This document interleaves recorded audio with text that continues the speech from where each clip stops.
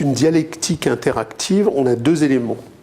Alors, Marx, dans le premier livre du Capital, nous explique que la dialectique de capitalisation a toujours eu besoin d'une surpopulation relative.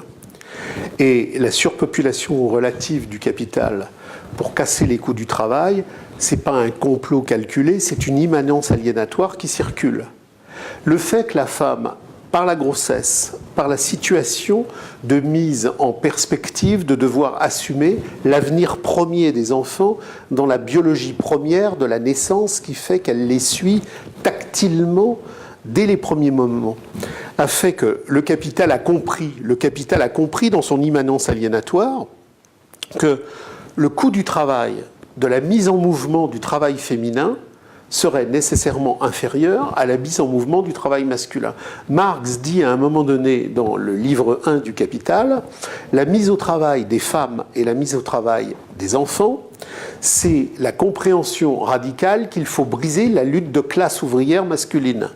C'est-à-dire que l'ouvrier blanc masculin des manufactures de Manchester coûte très cher. Sa femme coûtera moins cher, son enfant coûtera moins cher. Et le Belge coûtera encore moins cher, le Chinois encore moins cher, et le Subsaharien encore moins cher.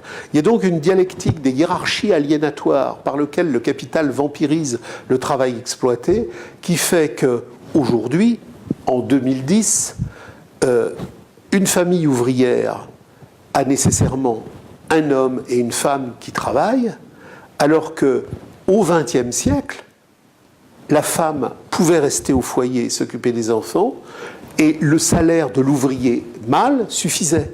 Il y a eu une paupérisation considérable de la classe ouvrière. Parce que ce que Marx nous a appris, c'est que contrairement au réformisme de la gauche du capital, ce qui est important, c'est non pas de prendre en considération le salaire relatif, le salaire réel ou le salaire nominal, mais de prendre en compte justement le salaire relatif. Quelle est la différence entre ces trois zones? C'est-à-dire que Marx dit les réformismes de l'aliénation capitaliste travaillent sur le salaire nominal, la somme réelle, le salaire réel en fonction de l'appauvrissement de l'existence, mais il y a quelque chose de beaucoup plus important, c'est le salaire relatif. Le salaire relatif, c'est la différence d'extorsion de plus-value que le mouvement de dialectique et de technologisation du capital permet. Il y a un siècle, disons il y a 50 ans, un ouvrier qui travaillait dans les machines à laver, il produisait 30 machines à laver par mois. Aujourd'hui, chez Airbus, on produit 30 Airbus par mois. C'est-à-dire que même si le salarié d'Airbus est payé 10 fois plus que le salarié de Brandt d'il y a 50 ans, le salarié d'Airbus, qui est très très bien payé, est 10 fois plus exploité, puisque l'exploitation et le décalage entre la plus-value produit et les incréments, c'est-à-dire les miettes qui, en fin de parcours, viennent constituer son salaire. Je veux dire que le salarié de Brandt, il y a 30 ans, il finissait au bout d'un certain temps par pouvoir s'acheter une machine Brandt. Le salarié, même avec ses copains multipliés par 10, ne pourra jamais s'acheter un Airbus. Donc on est aujourd'hui dans des technologies de pointe où le travail ouvrier produit des incréments de valeur absolument incroyables, mais des incréments de valeur qui, en matière de rapport au salaire effectivement payé, montre que le salaire effectivement payé en termes d'exploitation concrète fait qu'il y a un décalage absolu, que la dépossession, au sens où Marx parle de la réification aliénatoire, est considérable. Donc aujourd'hui, l'ouvrier d'Airbus, non seulement produit des incréments de valeur absolue, mais la femme de l'ouvrier d'Airbus est obligée de travailler à ses côtés pour que les deux gamins de la famille Airbus puissent survenir. Donc on a eu effectivement une généralisation oppressive, mystifiante, en particulier par la libération de la femme, parce que comme le montre Marx, la libération de la femme, qui est la libération de la force de travail ouvrière de la femme pour pouvoir être aliénée, n'est pas une émancipation du sujet féminin, c'est une émancipation de la dictature de la marchandise qui vient manger la femme. Marx nous dit, chaque fois qu'on entend parler d'émancipation, chaque fois qu'on entend parler de libération, c'est une aliénation, c'est le despotisme de l'argent qui se répand. toute émancipation est une aliénation supérieure. Et c'est pareil pour les enfants, et c'est pareil pour les immigrés, c'est-à-dire toutes les mises au travail nouvelles que l'on constate aujourd'hui depuis des décennies et des décennies sont des mises au travail nouvelles pour casser la lutte de la classe ouvrière blanche qui était à l'avant-garde de la lutte pour la radicalité offensive et pour produire justement pour le capital des incréments de valeur supérieurs. Donc il y a vraiment un rapport entre la féminisation du travail, on va dire, et puis l'immigration finalement. Bien sûr.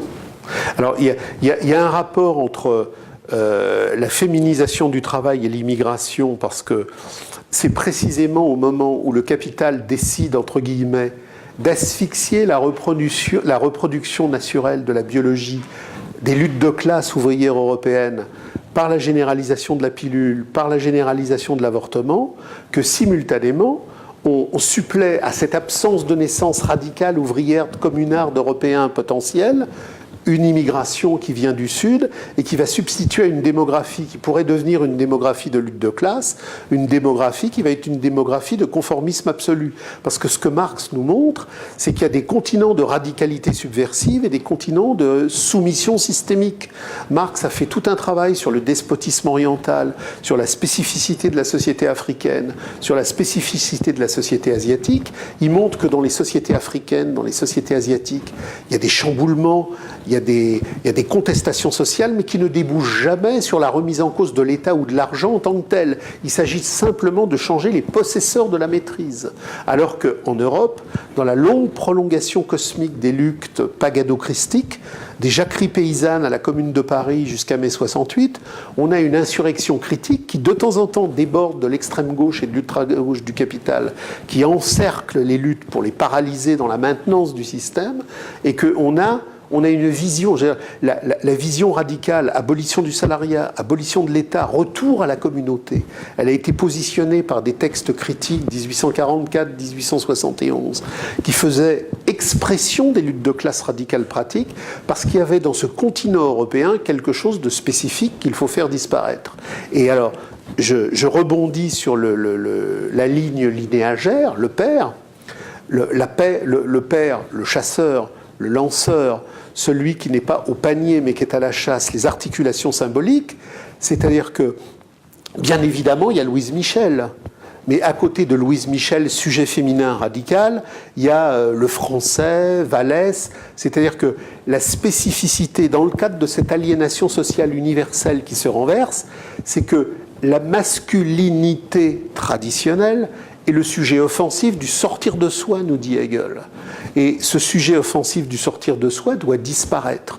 Donc il faut féminiser l'homme pour que l'homme chasseur devienne un homme panier. Puisque l'homme chasseur devenant homme panier n'est plus un homme qui est dans le sortir de soi, mais un homme qui est dans le retrouver permanent dans le miroir de soi. Et ça, c'est ce que montre Marx dans les manuscrits de 1944, c'est toute la culture narcissique de l'économie de la représentation marchande, le structurant fondamental de la dictature de la marchandise, c'est l'homme qui est hors sol du cosmos. C'est l'homme qui est implanté dans les galeries marchandes de la masturbation permanente sur le sujet obsessionnel de soi-même. Donc, homosexualité, transgenre, il ne peut pas y avoir de radicalité subversive sur ces milieux-là. Ces milieux-là sont dans le culte de soi pathologique de la représentation marchande, le marché narcissique des échanges. Donc il faut bien que les gens se posent cette question.